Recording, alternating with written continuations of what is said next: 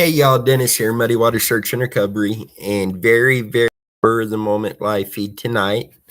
I'm not expecting a lot of people to jump on live tonight, but it'll replay for those who don't. And I just wanted to kind of talk about our weekend plans for this coming weekend. Saturday, our plans are to go to Atchison, Kansas, and do sonar searching for Billy and Mary Black. And it just happens now that they're saying we had a chance of severe thunderstorms. So Saturday is going to depend on the storms or not.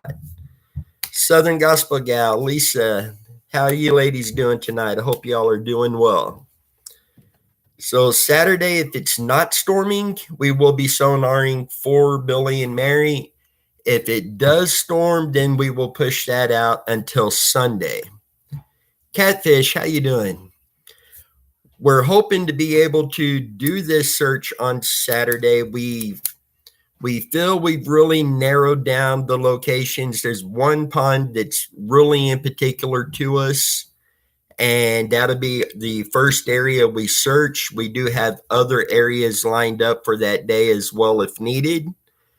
And then we hope on Sunday to be able to go out and do some things on Randy Leach's case.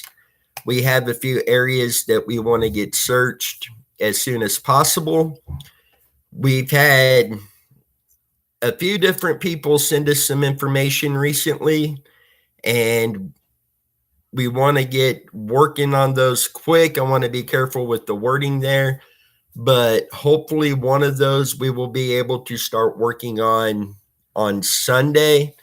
If it does storm Saturday, then the Randy Leach searches will push out to the following weekend, but we will be on those at that point. And let me grab something real quick.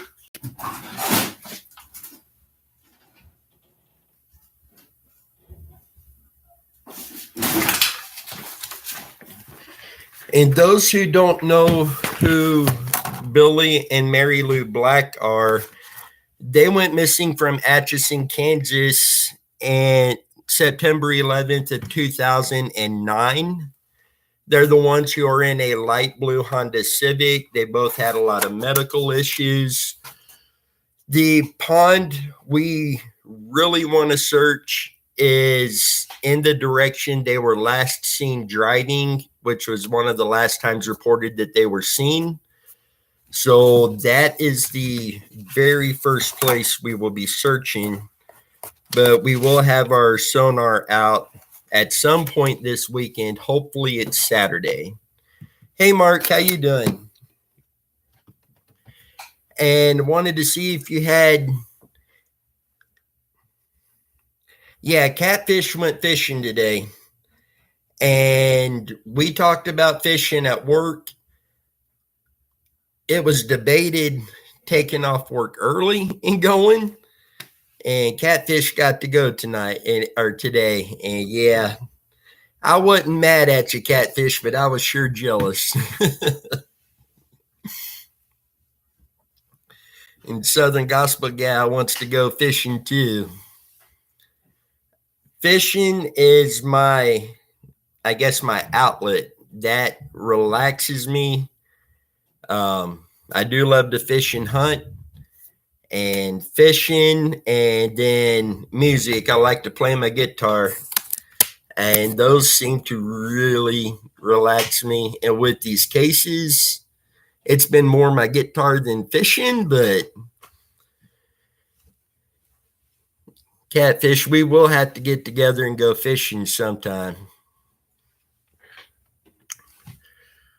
But wanted to see if any of y'all had any finally game time for the sonar.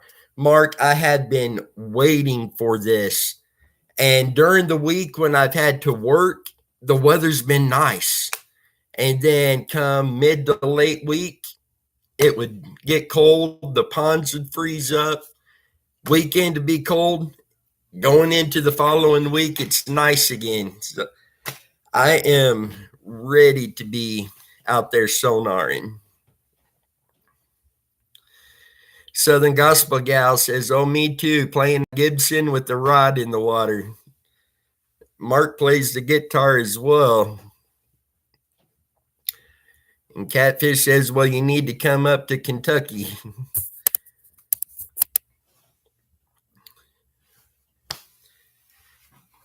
And I like playing more of the country music. I mix in some Christian music. Years ago, we had a Christian band going. We released one album, was working on the second album, and basically life got involved for everybody, and everybody seemed to go different directions. And I'd missed I'd missed playing like that. And I used to play in church all the time, particularly the bass and occasionally the drums. And I miss playing music. I got my guitar here, and that seems to kind of help those withdrawals a little bit.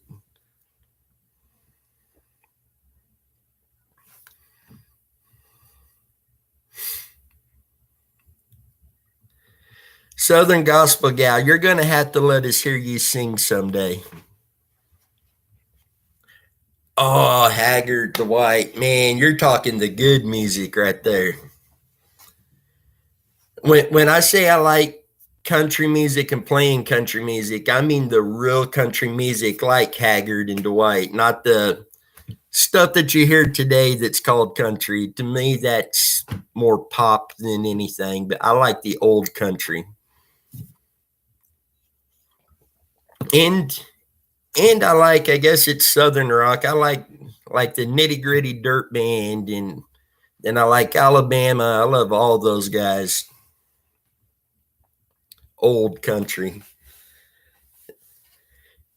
That's when music had a story that we could relate to. And then the music with the lyrics was just incredible as well. Hank Williams Jr.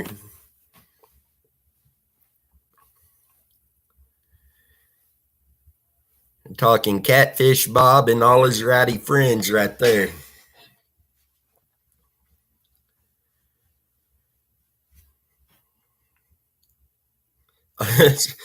Southern Gospel Gal says, "All my rowdy friends are here." And John loved the old country and gospel music, all kinds. And I will get the urge to listen to other genres. It doesn't happen often, but there's times I'll listen to just about anything depending on what's going on, what mood I'm in. That plays a big part. But to get the campfire going out back in the fire pit, put on some country music, take my guitar out, kick back, and just play. It doesn't get much better than that. The only thing better than that is to be at the lake.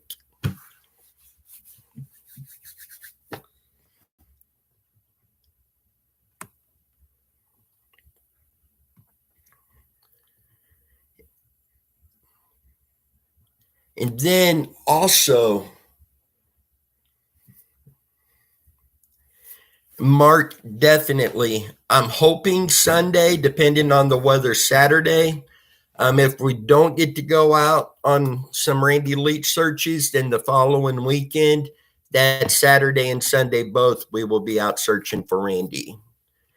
And Mark, some of the locations that you and I had discussed, uh, one of those in particular, we will be going to it'll be our first stop when we go out.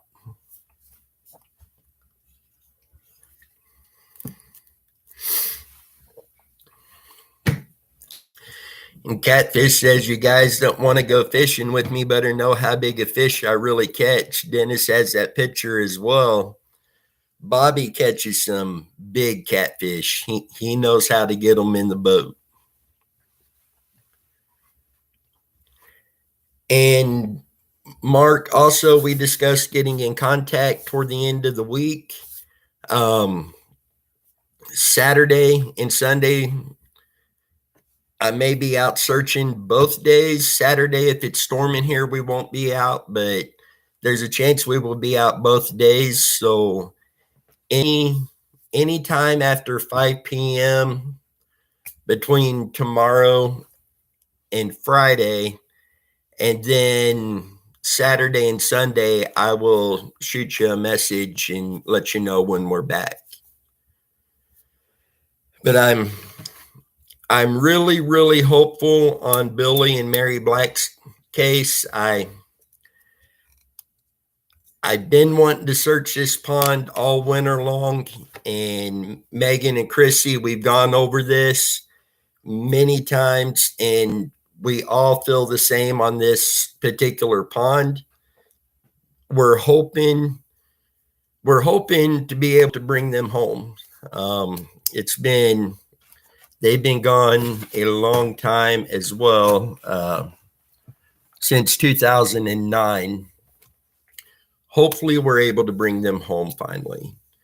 And then I am ready to get out on Randy's case. We've got so many areas to search for Randy, and we've got new locations coming in almost daily at this point.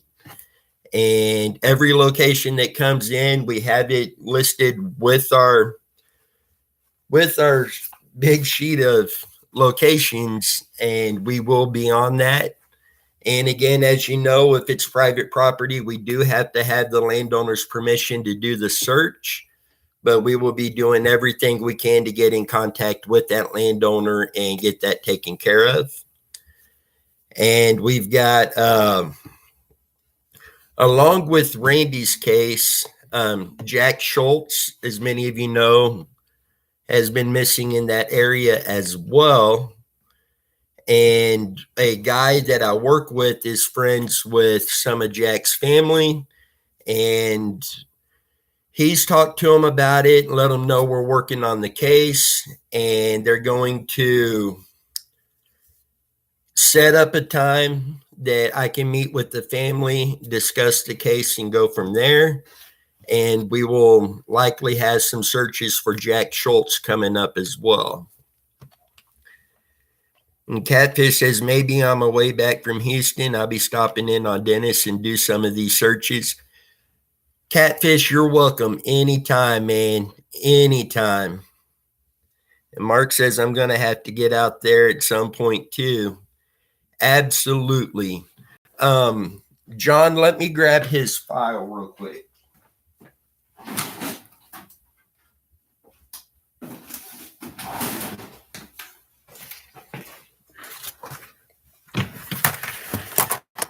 Okay, Jack Schultz, missing from DeSoto, Kansas, since November 28th of 1994, 37 years old. He was last seen at his home in DeSoto, Kansas. A relative heard the horn honk outside around 5 a.m. and Jack left. He has not been heard from since. He left behind things such as his favorite belt and his wallet, but he did take other personal belongings with him. He did have a warrant out for his arrest for driving under the influence at the time of his disappearance, but he had told his father that he planned to turn himself in to face the charges. His father stated that it was unlikely that Jack was troubled by the prospect of having to serve a jail sentence. He did lead kind of a rough life, and he was involved with drugs and had a history of minor criminal offenses. He had gone missing for long periods of time before, and as a result of that, he actually wasn't reported missing until January 4th of 1995. And again, the last time he was seen was November 28th of 1994. It had been over a month after his disappearance when it was reported. He has been described as being a dependable worker. Foul play is suspected, as it is uncharacteristic of him to be it is uncharacteristic for him to not be in touch with his loved ones for this amount of time. After he vanished, rumors circulated that he had been murdered at a nearby farm. extensive searches there turned up no signs of his remains. And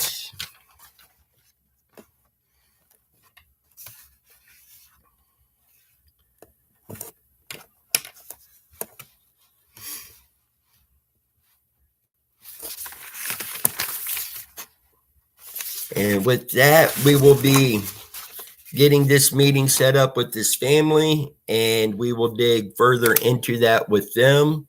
And then we could update you on new information that comes from that.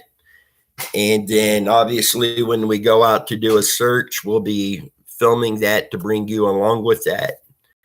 And I personally wouldn't be surprised if Jack Schultz, Randy Leach, and maybe a couple others are found near each other, possibly the same location.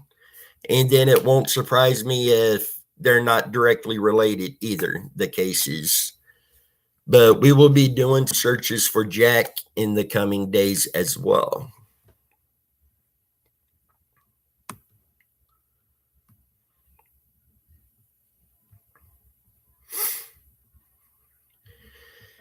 In Southern Gospel Gal, how crazy would it be to find Schultz and Leach in the same vicinity? I do believe there is a possibility there. Catfish says finding both of them chances be 60-1. Mark, very intriguing. Once the nephew stated it was his belief that Dan Flanagan was the person that picked Jack up at 5 a.m.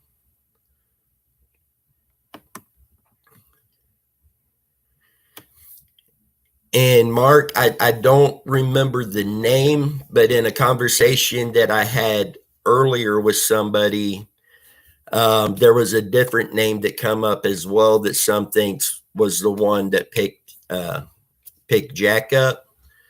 And I want to speak with the family on that before going too far into that.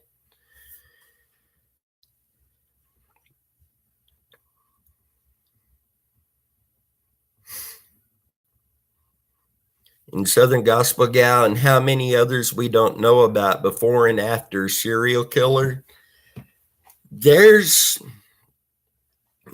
a handful that we do know about.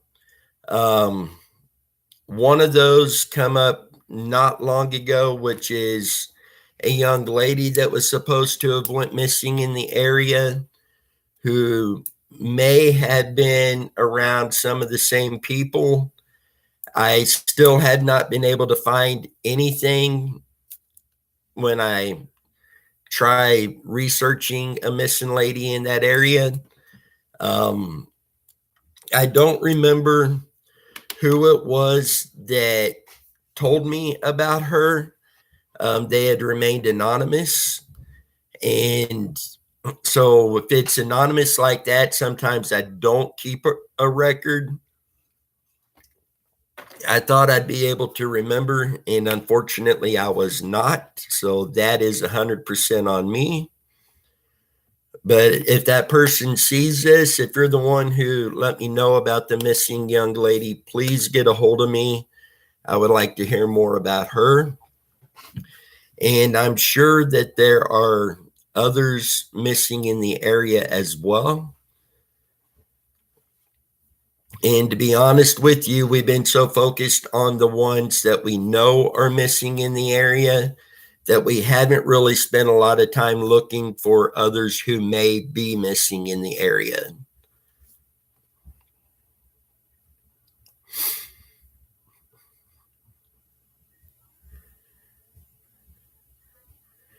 The guy on eBay that was from Linwood selling satanic and witchcraft books doesn't have the books on eBay anymore. Must have been 40 book taken off.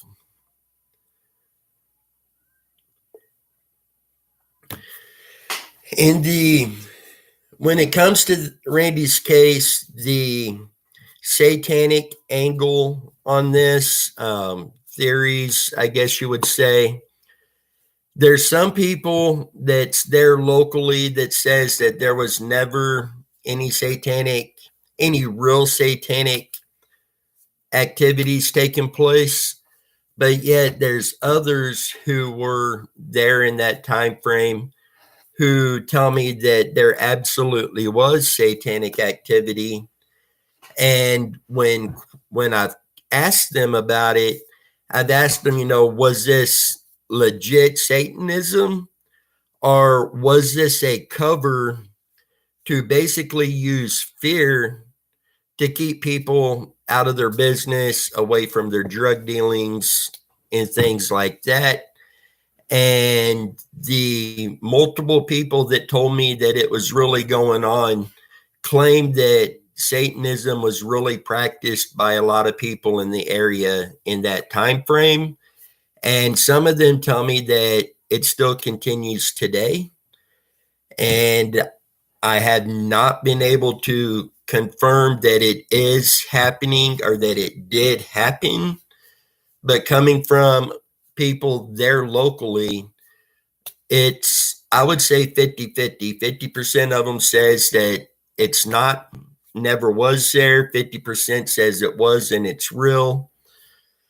My personal theory, and like with Mark here, my personal theory is it probably wasn't actually practiced, but used as a fear tactic to keep people away from their drug dealings and all of that good stuff.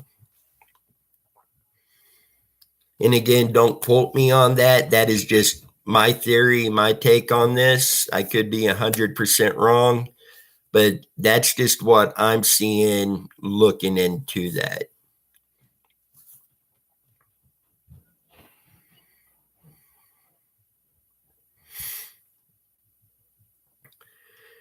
And Catfish says, I'd want to talk to the Flanagans on what they know and listen to how they word it. This is a key on if they're hiding something.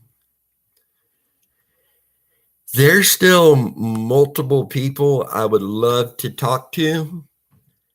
And hopefully someday that opportunity presents itself.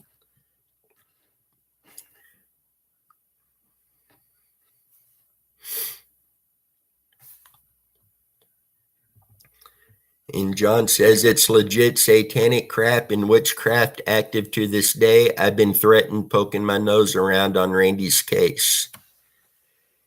And John, right now, thankfully, this is one of the cases that we haven't actually had any real threats come out of it at this point. Some of the other cases, we've had some pretty good threats on those, but with Randy's, we haven't had any of those types of threats yet. Hopefully we don't, but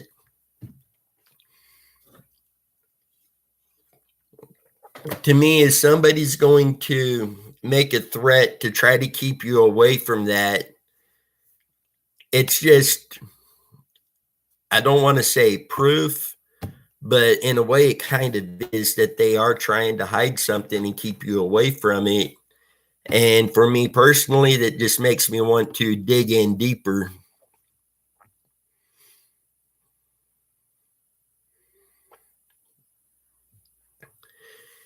And Catfish on hoping to get to talk to several of these people. That day comes, Dennis. I'd love to be there with you. And people you want to talk to as well. I have many questions. Mark, when you look at the probabilities, it was 1, an accident. We're looking in the wrong direction for the pond. 2, Flanagan did it because that's where the car last was. And 3, Montgomery did it. And Mark, that's one of the most frustrating things on this case is there are so many possibilities like that. And there's nothing really that says one way or the other. Definitely accident, foul play. Wrap it up with those.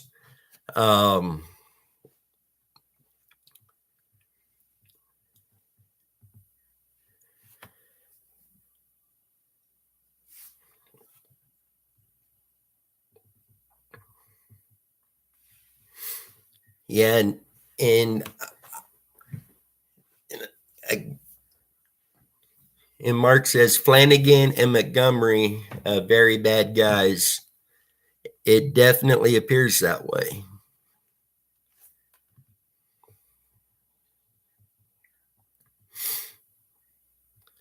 And the only guy that passed 2 polygraphs and signed affidavits said it was a cult.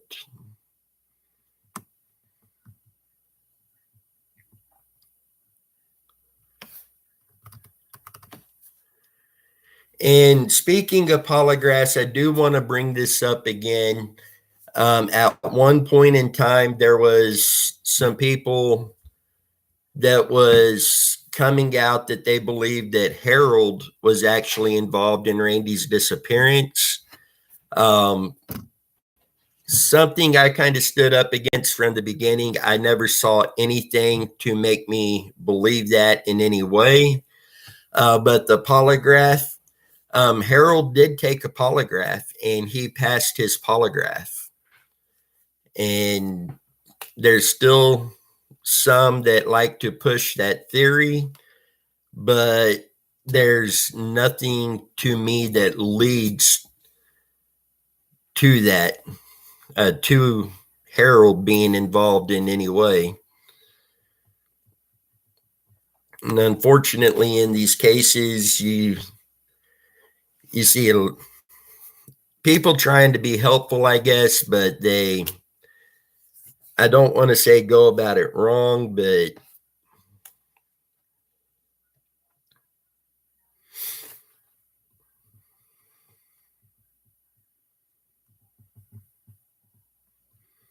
Montgomery was an informant, a license to break the law. John, Jeffrey Times, correct, saw the body. And Mark, I do believe it was Jeffrey Times. Southern Gospel God, do you think it's true that Randy wrecked his mom's car on the way to the party? Harold involved is nonsense. And I agree 100% on, I do not believe Harold was involved. And as far as wrecking the vehicle that night, I've seen it in a report, but anybody who's seen any of the reports knows how this day they state one thing, tomorrow they state something different. So there's nothing that I've seen that says yes or no, but it is a possibility.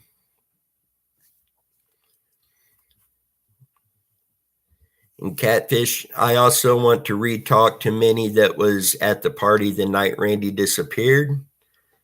And Harold would not have been searching all these years later. Nonsense. He had nothing to do with it.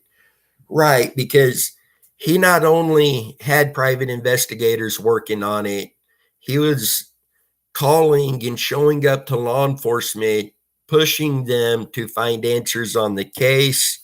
They took this to court with a lawsuit to try to get part of the records unsealed. The judge refused to unseal them, but he would not have been doing all of that if he was involved. I listened to the Leanne interview 6 times in the last 4 days. I'm not thinking Harold was involved. The bad guys had the secondary party that night. Now, John, is this the party that was at the bridge, or is this the party that was in Bonner Springs? Do you know whereabouts that party took place? Because I've heard the Linwood people ended up leaving the Irwin party, several of them, and going to the bridge where it's their local hangout spot. And then some others were telling me about a party that took place in Bonner Springs that started a little later than the party at the Irwin's house.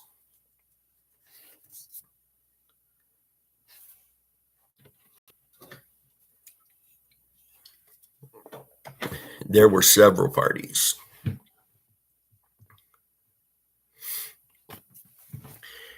And I'd seen in a report that somebody had reported to law enforcement that Randy may have been put into the Kansas River there at Cedar Creek.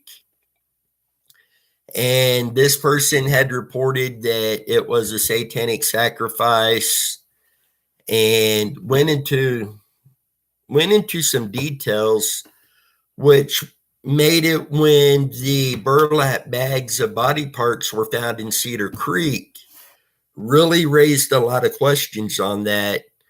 And to not have any answers yet on who those remains belonged to, who they were. I haven't seen any confirmation on if they were or were not Randy. And those burlap bags actually go along with the report that this person gave to law enforcement.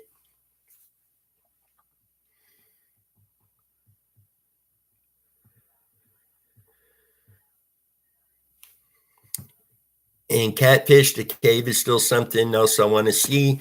We're working to get final details on the cave to be able to approach them to try to get permission to go in to do a search there.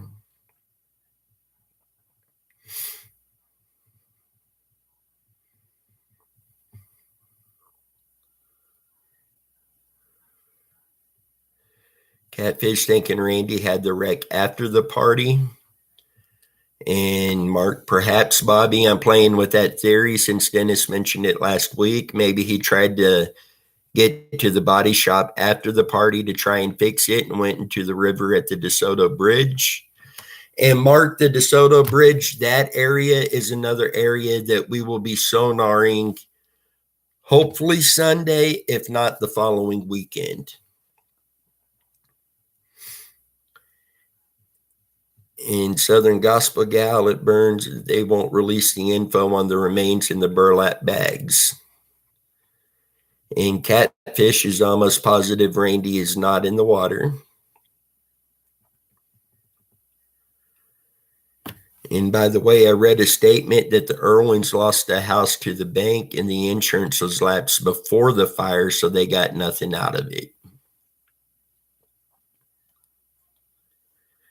And Mark, that raises questions for me now on, since this house was reportedly burnt down and the investigator said arson, said looked like a flammable liquid had been poured down the highway or down the hallway and into the furnace room. Since they had lost the house, there was no insurance money they were going to get out of this. Now the big question is, why burn the house down? Was it to cover up or hide something? Was it done out of spite? Did somebody else come in and do this for some other reason? In Southern Gospel Gal, as an insurance agent, that tells me the Irwins did not burn their own house. And John, it takes organized criminals to make someone in a car disappear without a trace. One person can't do that. And house was burned of insurance. Now, I did see in the Leanne interview where she said that I believe it was her that felt that it was done possibly for insurance.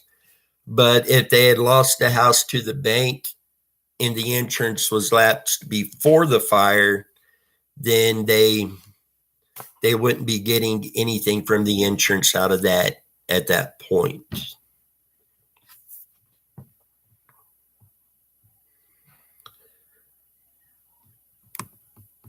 And Mark, we'll do what we can here as well to look into that with the insurance claim and losing it to the bank before the fire to help confirm that as well.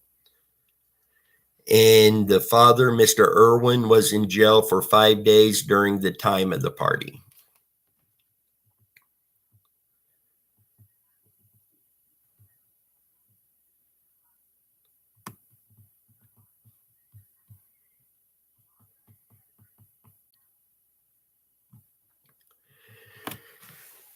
Mr. Irwin, I could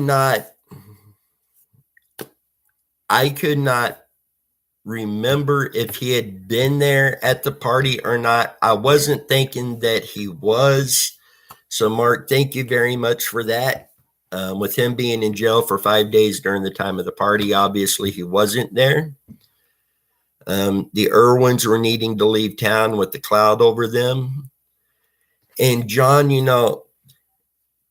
if it turns out the Irwins were not involved, knew nothing that happened, then like so many others in the area at that time, it's almost devastating what some of these people have had to go through over the years who may not have had anything to do with this, openly accused, to the point that people get really heated, almost hateful, when they're trying to push their point that so-and-so done this.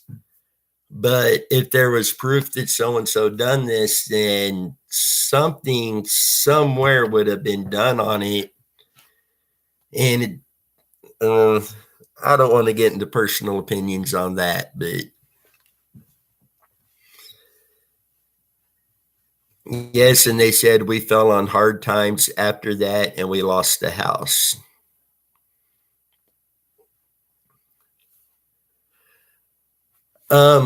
Catfish, there is a new landowner there now.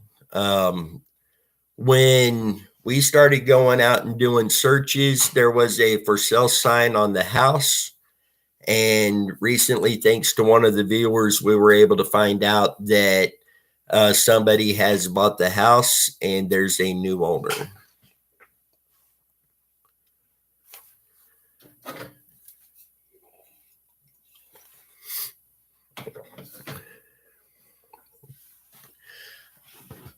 Catfish Flanagan owned the property across the road from the party location, from the Irwin's place. I keep doing that with my hands again. I'm going to have to tie my hands down here so I quit flapping them everywhere.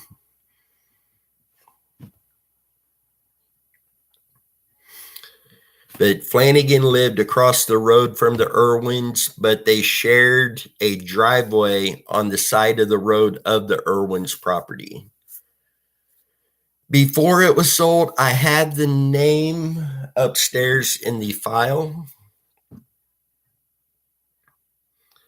Right. Last live stream, someone said it was just bought, and we were able to go in and do some online searching on that and confirm that it was bought.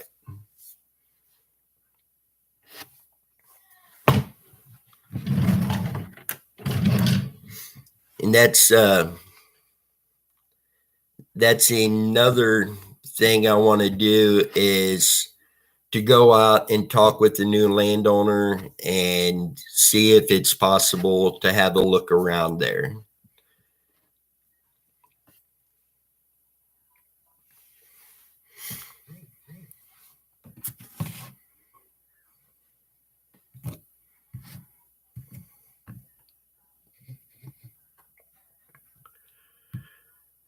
And we have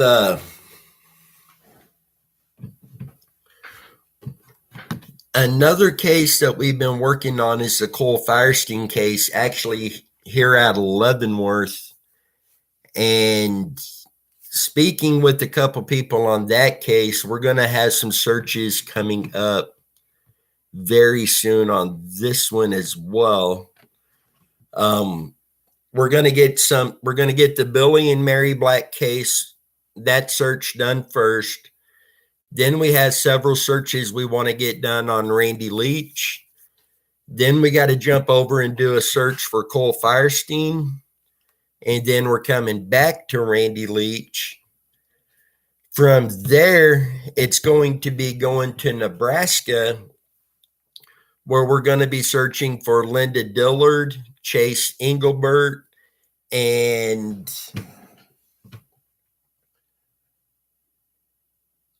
the other name, Christopher Lupin. we will be in Nebraska searching for them after that. Then we will be back here doing some more Randy Leach searches. And then we will be doing a search for Crystal Kipper and for Justin Seawick. And then at some point after that, we have to go down to Tennessee, where we will be doing searches on 4 different cases down there. Then we will come back up through Missouri, and where I get to see my family. And we will be going to Camdenton, Missouri, and doing a search on a case there down by Lake of the Ozarks. Then we're back up here and back in on Randy's case again. Catfish says it's going to take a little more time, but we will bring Randy home. And Catfish, it seems that every week it seems to be that there is more people working on trying to find answers on Randy's case. And so I am with you there. The day is coming. In Southern Gospel Gal, since we are a small group here, my real name is Angela. Well, nice to meet you, Angela.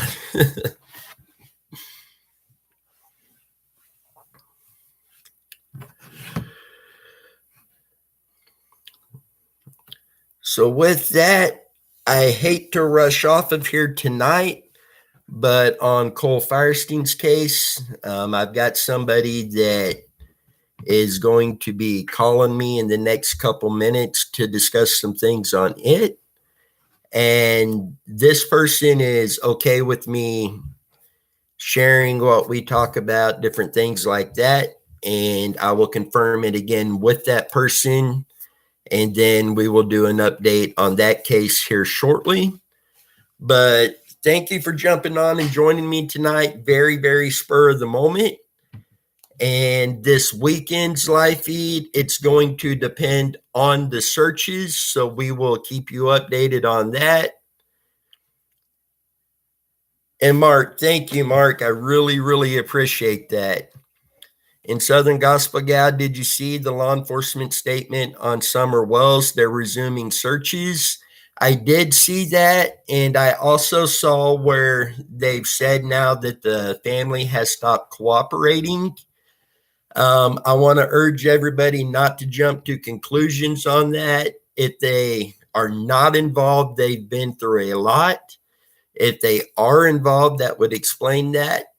And we will keep digging into that as well. So with that, the call should be coming in. And we're going to jump off here, keep you updated, and we'll catch you down the road. Y'all have a good night.